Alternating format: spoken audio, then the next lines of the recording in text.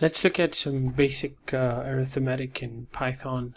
And before we talk about that, so about some naming conventions in Python, what are some of the basic rules on writing a variable name, right? So in Python, you can define a variable.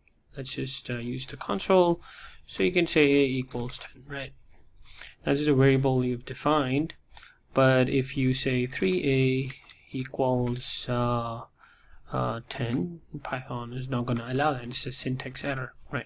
So there are some naming conventions for variables. You cannot use a number at the beginning of the variable. So you can say 10 equals 10.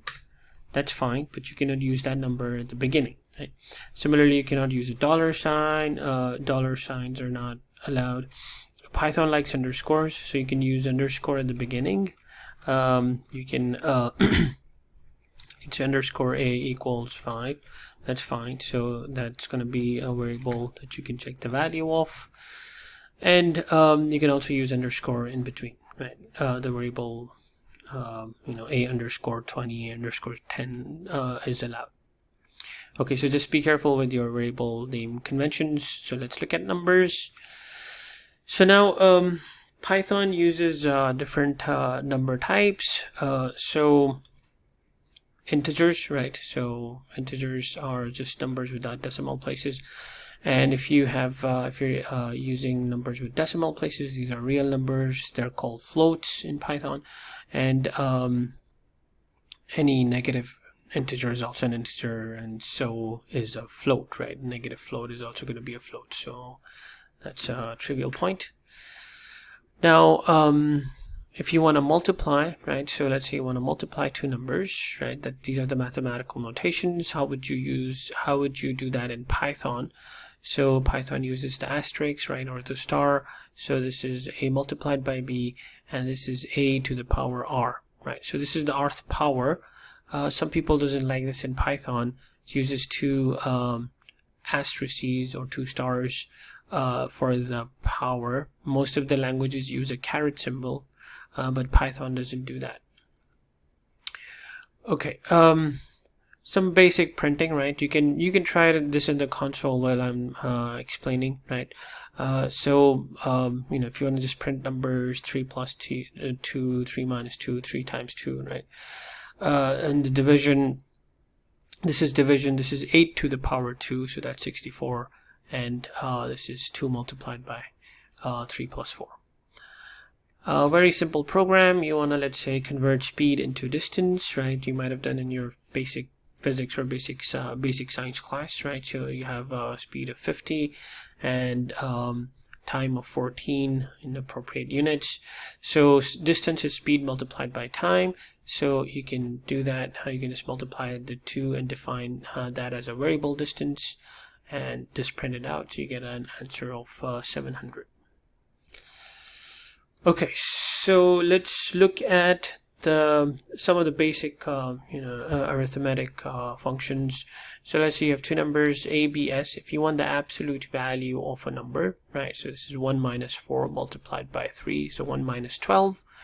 So that's negative 11. So if you use the absolute function, you can get rid of the negative sign and just get a positive answer. Int is going to convert the number into an integer, right? So this is a to the power b, right? So that's a is 2, so that's 2 to the power 3 plus 0.8.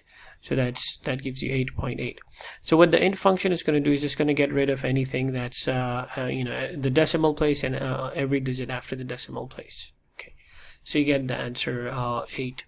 Round is going to round the number, right? So a divided by b is 2 divided by 3, so that's 0.6666, and so on.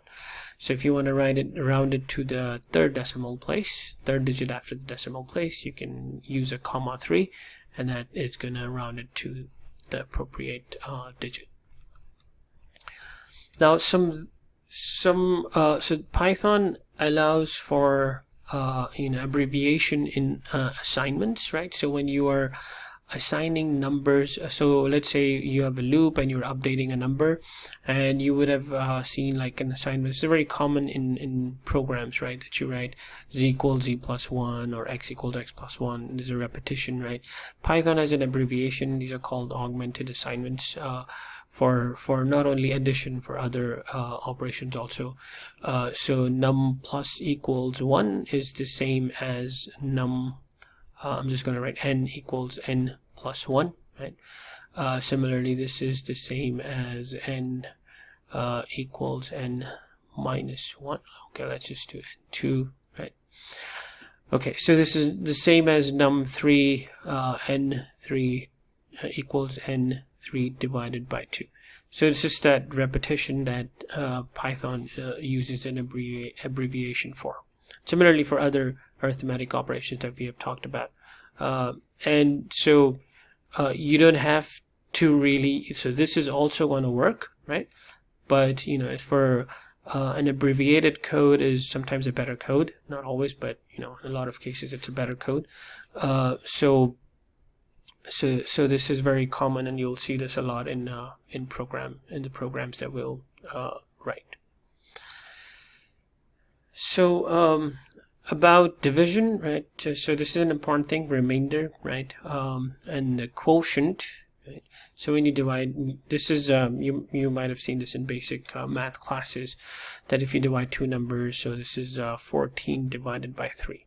So this number is called the quotient. This is called the remainder, right? Or the modulus also. So the Python, this is the Python syntax for that.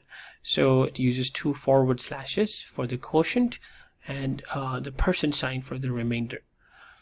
So 19 divided by 5, the quotient is 3. If a number is divisible, if this is a smaller, so 5 divided by 7, there is no quotient, so you get a 0. Similarly, if the number is divisible by another number, like 10 is divisible by 2, the remainder is going to be 0. Okay, so a simple example related to that. So let's say you want to convert one in 41 inches to feet, right?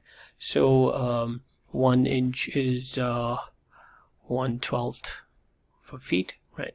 So 41 inch, right, is 41 divided by 12 feet, right? So that's like that's how you would convert 41 inches to 2 feet, right?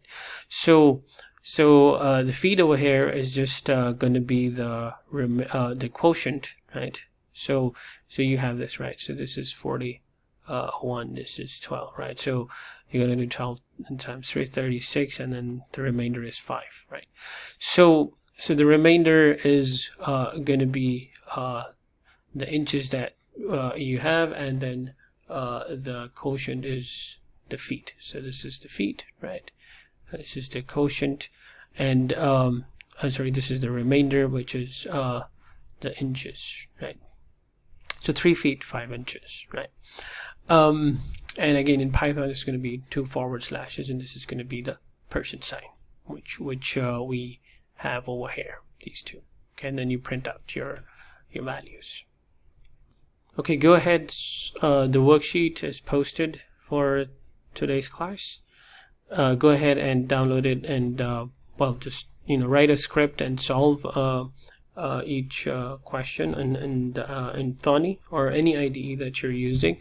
And you have to submit the worksheet also. The submission should also be available in the assignment section.